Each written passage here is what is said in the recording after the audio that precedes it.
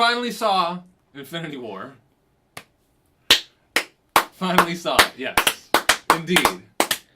Thumbs up. I dug it. Thumbs up? Yeah, I dug it. For the most part, I really For dug y'all it. who don't know, Mr. Jesse here from the movie Sleuth, thumbs up, I dug it, says a lot.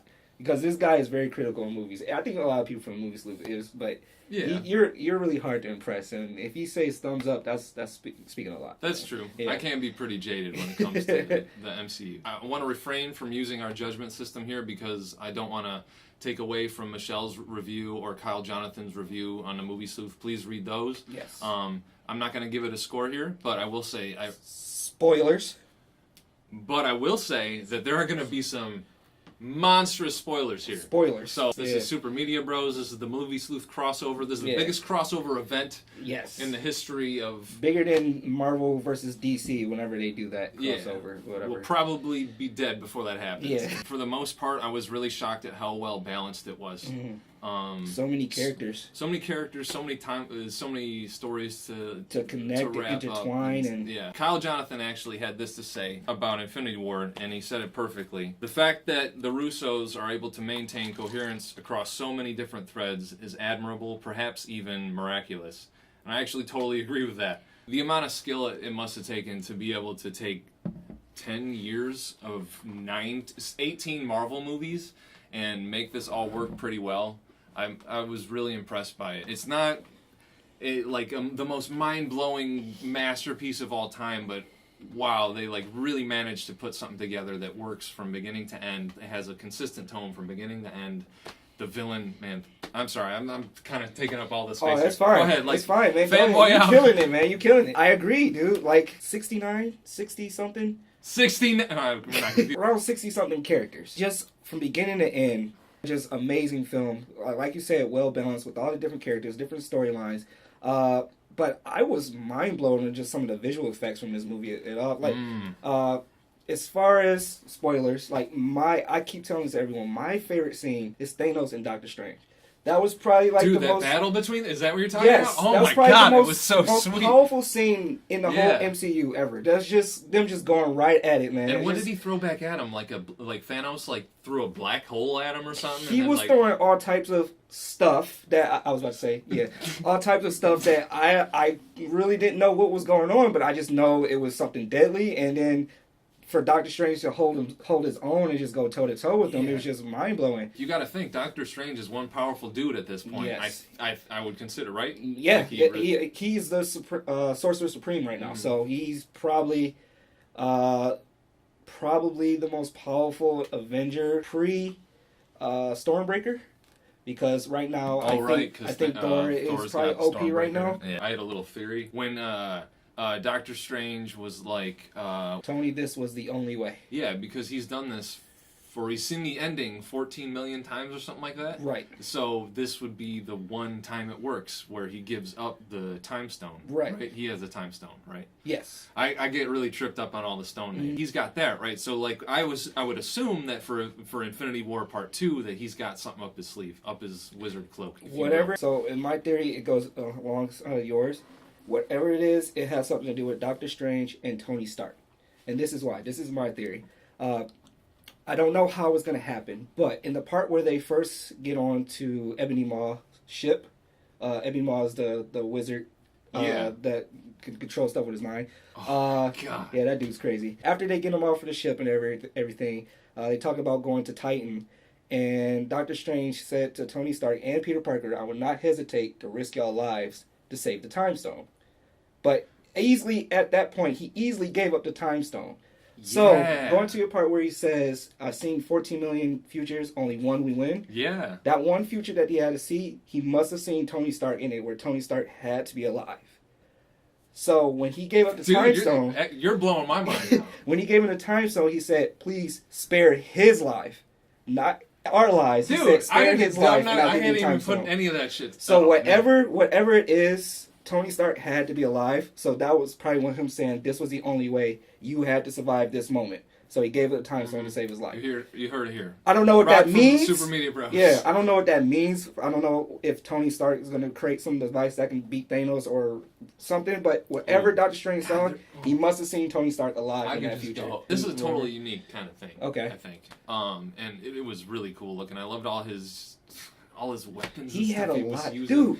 How he's locking Thanos down with his fists. That part and when stuff, he and went his toe to toe with foot. Thanos, even though he failed, that was like huge. Like Thanos knocks off his helmet, he makes another helmet real quick and then takes a punch. It's just like, dude, this dude is really quick on his feet, doing a lot of stuff. Oh Yes. man, he is no joke in this movie. Tony Stark. I love how they wrote Tony's everything. Yes. It was really done well. So remember when we was talking about how Eric Killmonger was a villain where you not really relate, but you can understand why he's doing something. Yeah. At some point, did you feel that way for Thanos? Like, yeah. Did you understand what his conquest was? I mean, just the same thing with Killmonger, short of mass genocide and Right. slaughter.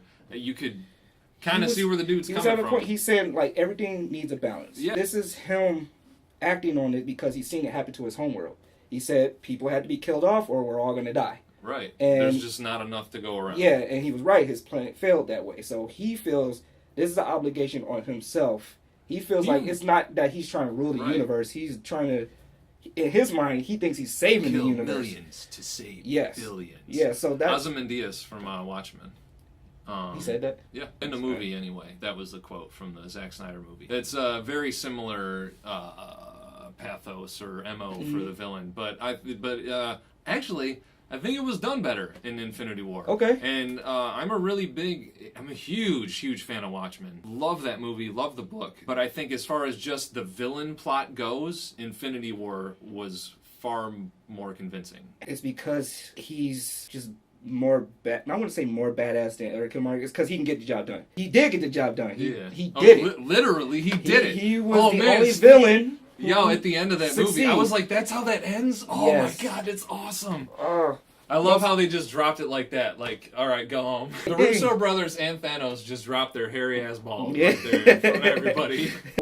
Everyone says Peter Parker, but I have a different option. What's probably your most surprising or heartbreaking death? It sucks because Spider-Man really is my favorite Marvel superhero. And of course, that's easy to say that, but yeah, I really do love Spider-Man. I don't know. I didn't really feel much for the deaths because I knew that they'll eventually come back. Something's gonna happen. At the same time, though, I really understood and had sympathy for Peter Parker's existential crisis that he went through right at the end there. Like, he's a young... Yeah, he reminds you he's a kid. He's a boy, That's not prepared what's so for death. heartbreaking Like, about he it. doesn't understand what death is. Like, he hasn't thought about that yet. He hasn't grown into that yet. So mine wasn't actually the end of the movie at all. Mine was Gamora's death. And the reason why this one was a little bit more heartbreaking because Thanos felt it too. That's why I was going to say, not because of Gamora dying, but more because of how well he had to. He literally sacrificed someone he loved. You know what I think is even more special about that scene, though? I don't even know if the Russo brothers intended for this to happen, but as that scene was playing out and Gamora's talking about you don't love anything or whatever, and you have to sacrifice the only thing you love in order to get the soul stone, I was thinking, does he really love Gamora, or does he really love power more? Or does he love his quest more? Does he love his destiny more than he loves Gamora? If he really loves bringing peace to the universe in the way that he loves it, I guess, more than anything, wouldn't that really be the thing that he has to lose? Think about it. All right, so if you have, let's say you're going to war, and you have a duty to do something, like you feel like you have this responsibility to do it. Do you love that responsibility, or is it that's something you have to get done? Because in Thanos' mind, what I think is this is something that's bestowed to him that he thinks he needs to do. That's a great question, because I don't know if I can relate in that way, because I've never had that sense to go to war for somebody or whatever. Think of it this way: like we go to work so we can pay our bills, pay our car notes or whatever. Yeah. Do you love going to work to do that stuff? Of course not. Of course not. So is it that having love for what you're doing, or is it is you're obligated to do it so you have to get it done because something else depends on it? Well, now we're driving this even further. It's like, I mean, how far do we go? So I kind of feel like my little theory on how Infinity War 2 will start would be it's eating him up inside saying, he got it done, but I feel like he's going to rewind time to say to bring her back, and maybe they're going to start the story from that point. Maybe he feels like he had enough power with, I think he had like 4 stones at the time, to say that maybe I can do this without. Right, like without he's that arrogant that he would defy even the rules of the stone. That's a good point, because that was truly the only thing he loved.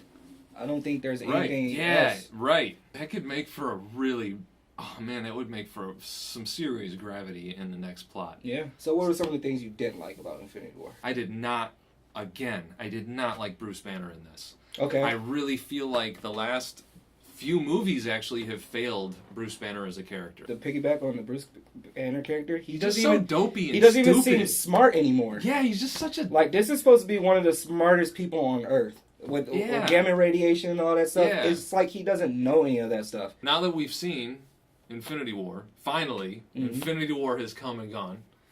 What would you rank your top 5? I have to put Infinity War right now as we my can make another number whole episode just about how many... He freaking threw a moon in Iron Man, I know. I have to put, and this is really, really hard because I really like Black Panther, but still, Captain America, Winter Soldier is my number 2 because that was my number 1. Just Winter Soldier affects so much. 3, I'll go Black Panther, Guardians of the Galaxy 1, and I don't know what I would put for 5. I don't know what my top is yet. Guardians 1 definitely is a tie for top, whatever top is. It might be Infinity War, but first Guardians. Guardians was just so great. It was so fun. I've warmed up very much to Guardians 2, and I feel like Guardians 2 is almost inseparable from Guardians 1 now, in a way that if I watch Guardians 1, I'm going to have to watch Guardians 2. Guardians 1 and 2, Infinity War for sure. And then second, like all 3 of those up there, but second, it's like Winter Soldier and Black Panther, man. It's really, really hard. Like I could flip flop those easily. I just can't think of a 5th. I don't want not in any particular order. By the way. I was trying to write down an order, but Guardians 1 is probably my top. I guess Civil War would creep up in the 5th place, but I don't know. We didn't talk about the Captain Marvel stinger at the end. Yes. I don't know much about Captain Marvel. I'm stupid excited for Captain Marvel. Do you know much about? Yes. So I have done a character review for Captain Marvel. It's one of It's one of my older reviews, so bear with it. So Captain Marvel she would start off as Miss Marvel in the comics. She's a cosmic character. She's really, really powerful. Maybe I'm going to have to get into Captain Marvel, man. You got to check her out. So she's a cosmic character, super strength, flight, cosmic abilities, cosmic blasts, and stuff like that. Why he called her, I'm not too sure. My question is, where's she been all this time? Her movie, they said it was supposed to be set in the 90s. I've seen some of the leaked photos and pictures, but Marvel, I think Marvel kind of do that sometimes on purpose, just to get you off the trail. Because a lot of stuff that you see, like leaking photos, I don't ever see in the movie. The pictures I've seen, we had a younger Samuel L. Jackson, hair, 2 eyes. Both. He has both eyes. I'm so excited for Captain Marvel. So I'm probably going to see Infinity War again. Yes. I'm probably going to have to see it a 3rd time as well. It was real fun. And man, watching it, I can't wait to have that on 4K. Oh my God.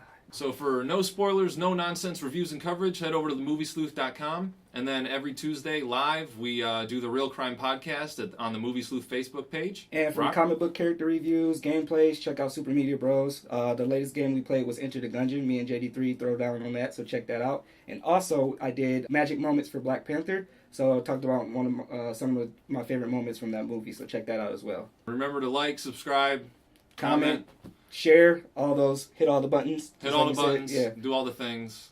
All right, good night, guys. Yeah, take it easy. See ya.